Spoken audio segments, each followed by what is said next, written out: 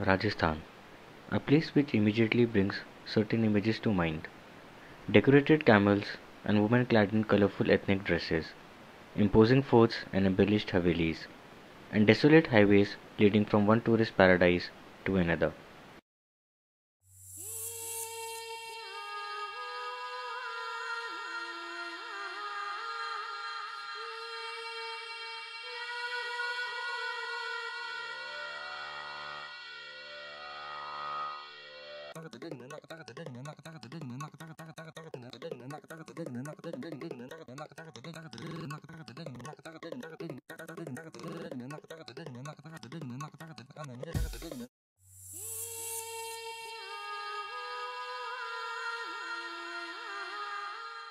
This year, a group of filmmakers and film students set out for an expedition through Rajasthan to explore the visually rich landscape and the living traditions of the region through cinema.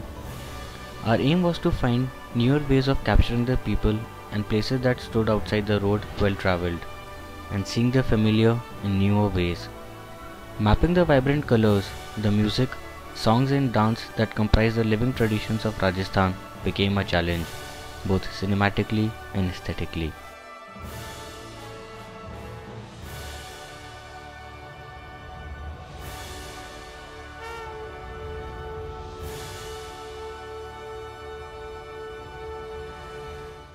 I don't know what filmmaking is. It's your philosophy. No, no, no. Filmmaking, it's not abstract, it's abstract. It's minimal. आंख टेढ़ा हो जाता है film making. You Italian goes. I mean, when you frame and you want to be austere. I don't know what you want to be. You so much chaos around here, and filmmaking is your own inner thing.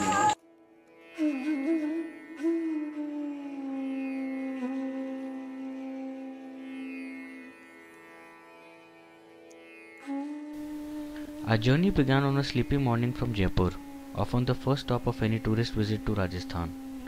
The imposing forts of Amer and Jaigarh stand on a hillside overlooking the city. Amer Fort was the former capital of the state and is unique in blending the Hindu and Mughal architectural styles. But the real surprises came our way as we left the city, indicators of how the expedition would shape up ahead. Instead of the long, monotonous highways, we took the less traveled, winding roads, with each loop offering us a more spectacular view of the landscape.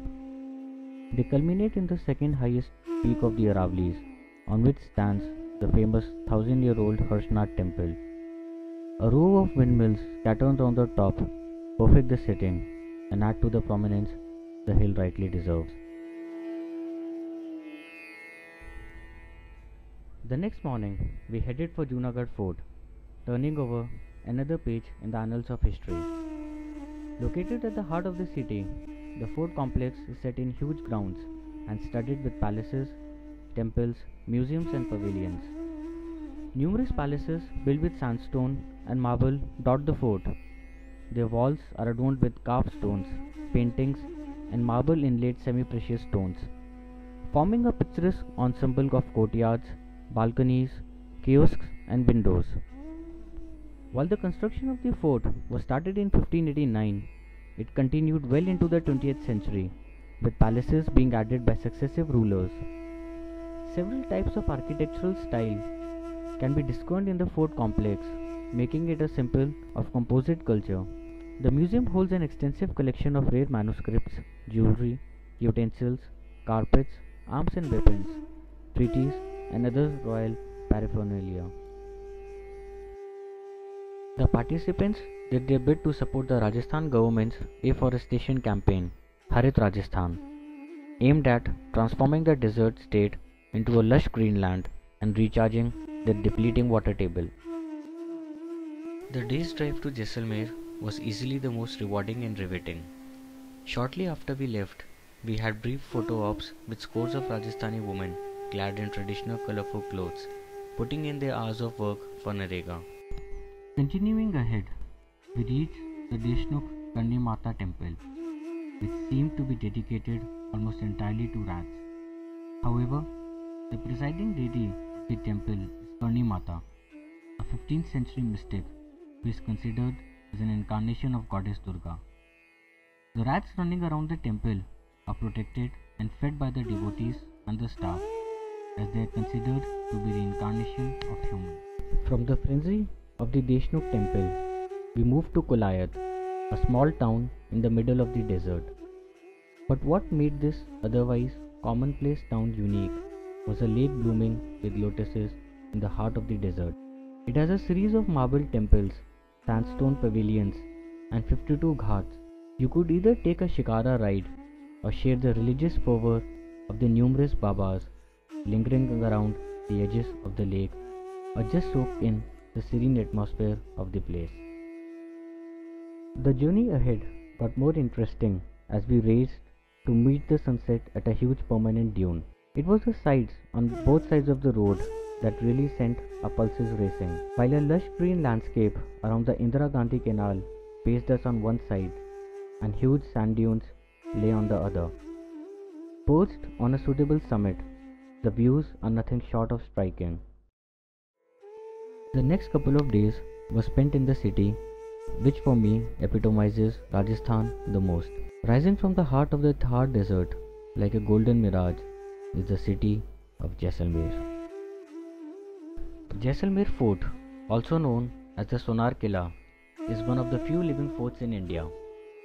Besides housing a couple of museums, ancient Jain temples and havelis, it continues to be a residence for the entrepreneurial people of the city. The city flourished because of its position on the trade routes with Persia and Africa. The main source of income was the taxes levied on the caravans laden with silk and spices. The Jain community also prospered from the trade and has adorned the city with beautiful Jain temples. 7 of these lie inside the fort, whose walls are decorated with animal and human figures carved in the famous Dilwara style. Among these, the Parshavnath temple is the oldest and the most beautiful of the Jain temples. The artistically sculpted pillars at the Rikhav Devji temple depict celestial maidens or apsaras in pleasant poses. The lavishly adorned and embellished 19th century havelis bear a testimony to the wealth and power of the traders. Patwa Ki Haveli, one of the earliest and largest havelis in the city. Also belonging to the same time, the Natmal Haveli is a subtle fusion of Rajasthani and Islamic school of architecture. The interior walls are ornate with splendid miniature paintings, making the Haveli a display of brilliant craftsmanship. Outside the city limits lies a village in ruins, the Ghosh settlement of Khaba. The village was inhabited by the prosperous trading community of Paliwal Brahmins till the mid-19th century. The then Prime Minister of Jaisalmer, Salem Singh, began torturing the villagers who fled from the place overnight, leaving behind the remains of their lives. And yet, moving on, we realized that there were many ways in which beliefs link people to their environment. The village of Khinchan has become favored place of resting and feeding of the migratory domicile cranes in recent years. The villagers continue to feed the birds, who are revered for their apparently vegetarian eating habits and for the practice of monogamy. The efforts of the villagers have not been in vain, with the government of Rajasthan recognizing it as a tourist site.